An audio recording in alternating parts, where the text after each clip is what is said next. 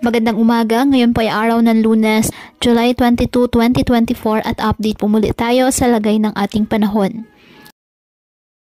Nasa gitna po ng Philippine Sea at halos hindi gumagalaw ang tropical storm Karina.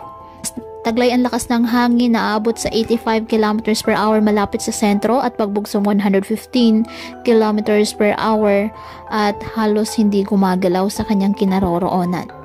Inaasahang lalakas pa ang bagyo at aabot sa typhoon category hanggang sa posibleng paglabas nito ng ating PAR sa araw ng Miyerkules ng gabi o Huwebes ng umaga.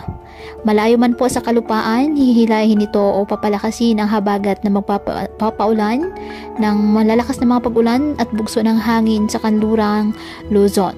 Sa ngayon, wala pa pong nakataas na tropical cyclone wind signal sa anumang bahagi ng ating bansa.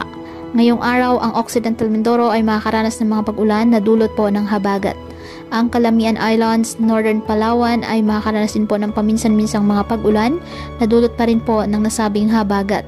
Ang Antique, Palawan kasama ng Cuyo, Calamian at Kalayaan Islands at Occidental Mindoro makakaranas ng maulap na papawirin na may kalat-kalat na mga pag-ulan, pagkidat at pagkulog na dulot ng habagat.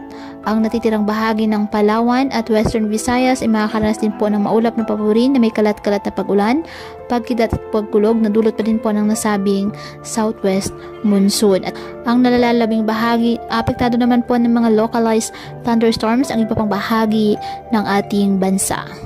Kaya patuloy po natin na pag-iingat ang ating mga kababayan sa banta po ng mga pagbaha at pagguho ng lupa, lalo na po kapag may malalakas na ulan, at ugaliin na magdala palagi ng payong o kahit anumang panangga sa ulan sa tuwing lalabas po ng ating mga tahanan.